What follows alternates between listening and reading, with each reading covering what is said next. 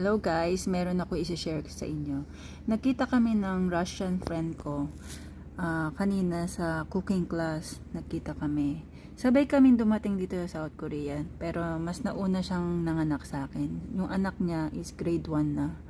Pero yung anak ko is 5 years old pa lang. Yung anak niya, grabe, napakagaling na mag-Russian. Nag-uusap sila ng anak niya sa Russian. Napakagaling, nakakaingit, ang galing-galing mag-Russian. Sabi ko sa kanya, gusto ko din matutong mag-Tagalog yung anak ko. Sabi ko gano'n, yung twins ko. Tapos sabi niya, nakita ko nga yung mga video ng anak mo. Hindi pa siya, sabi niya, hindi pa too late. Sabi niya, it's not too late. Pwede pa silang matuto yung mga anak ko daw.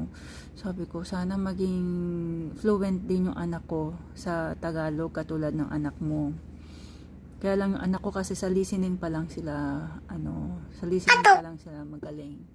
Pero pagdating sa speaking, hindi pa sila okay kasi in-stop ko kasi. Tapos sabi ko sa kanya, nagwo-worried ako baka late na.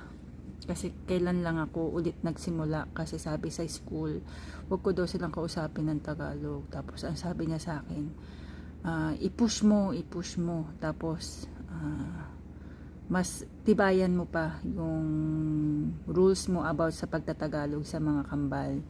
Tapos ang sabi ko, bigyan mo ko ng advice kung anong gagawin ko. Sabi niya, pilitin mo silang magsalita ng Tagalog. Sabi ko, paano? Like, sabihin mo sa mga anak mo na hindi ka marunong mag-Korean.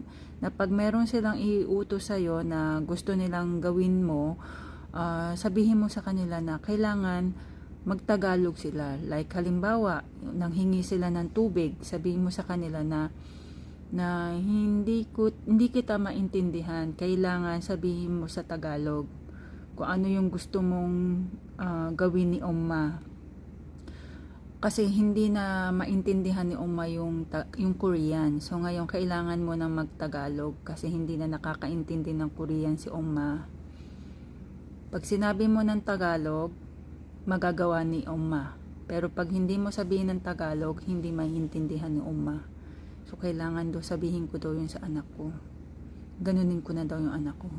Tapos kailangan everyday 5 minutes nag-aaral daw kami ng Tagalog. Tapos sila daw everyday nag-aaral sila ng Russian, yung mga anak daw niya. Parang nakakainggit lang kapag yung anak mo marunong kinakausap mo ng language mo yung anak mo. Parang nai-imagine ko yung mga anak ko, kinakausap ko sila ng Tagalog dito sa South Korea. Sana dumating yung time na yung mga anak ko, nakakausap ko sila ng pure Tagalog dito sa South Korea. Sana dumating po yung time na yun. Annyeong.